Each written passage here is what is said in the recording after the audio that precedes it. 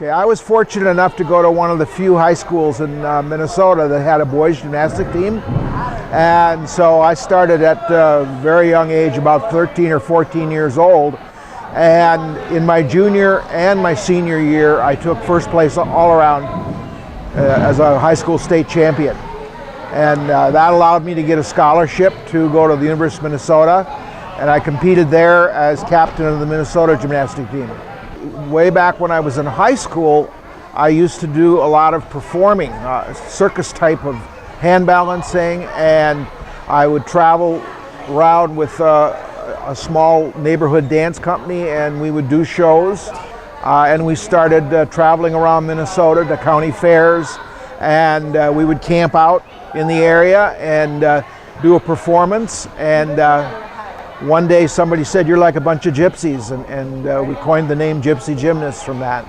And that was really the beginning of our camp, because we wanted a place where we could train the exhibition team. And as the exhibition team got older and no longer continued to do it, the kids that were now competitors in our gym became the Gypsy Gymnasts, and that evolved into a camp for the kids on our team.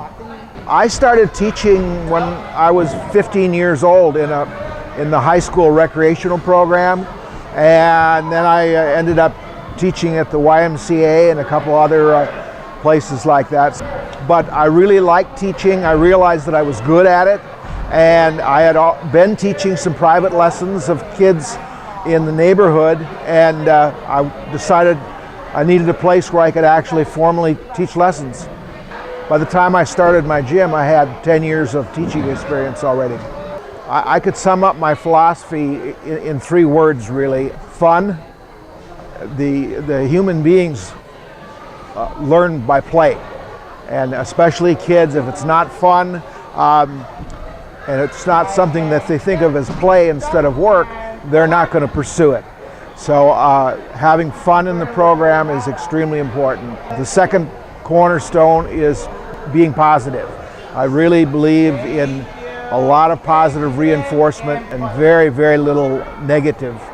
And lastly, just everything needs a lot of repetition.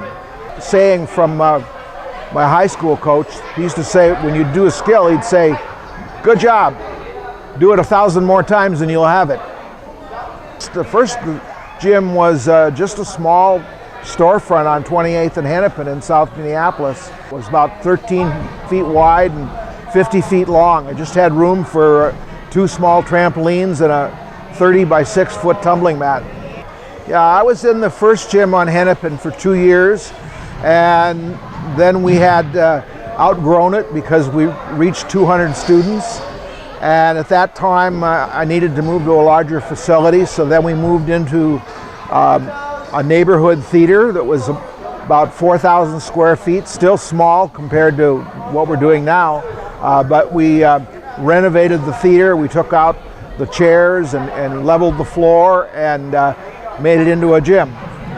I had one boy that started when he was 4 years old in my first gym, and was with the gym for about 8 or 9 years, and he competed in the World Age Group Trampoline Championships when he was 12 and won that, and went on to become an orthopedic surgeon.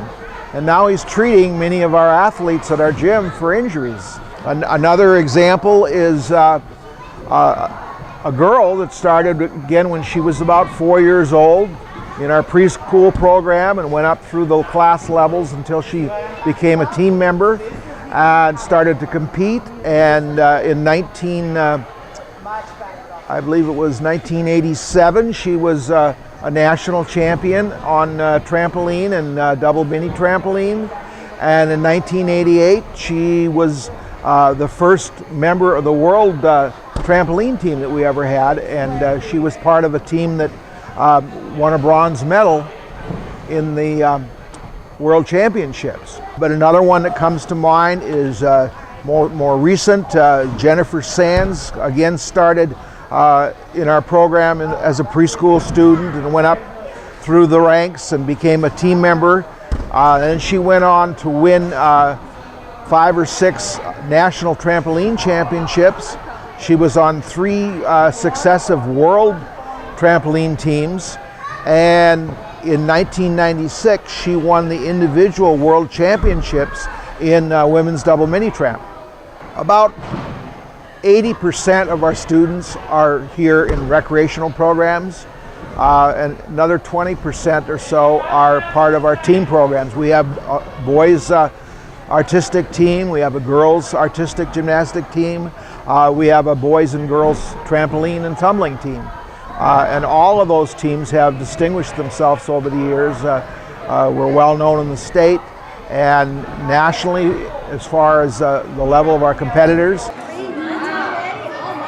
One of the most important things for success of any gymnastics school is the staff, the people that you have that are actually teaching and coaching the kids. They're what make a program or break a program. And over the years I've been really fortunate to have some really good staff who've been with me for many, many years. Dave Kennedy started when he was 18 and has been here for 40 years. Joni Selden started about 35 years ago and has been here all that time, working in the office and communicating with parents in a really warm and friendly way. The other thing that we've done with our staff is we have very important training program. Anybody that comes here, even if they come here from another gymnastics school or if they have a lot of teaching background, we still take time to teach them to teach the way we want our program taught. It's one of the main things that we stress with the teachers goes back to what I said about our philosophy, the importance of being really positive, not nagging kids and coming in a negative way, but always building the kids up with a positive atmosphere and making sure that they teach in a way that keeps it fun. The kids look at it as play rather than something that's arduous work that they have to do. When I have time, I used to windsurf, and then I traded that for kiteboarding, and I like to go to faraway places, and especially in the wintertime, find a warm ocean somewhere and do kiteboarding. I take trips on motorcycles as often as I can. A couple of years ago I went and toured Ireland for 2 weeks on a motorcycle. And I like to ski and snowboard. At the beginning I worked a full-time job to help support the gym. Didn't really make money, in fact lost money.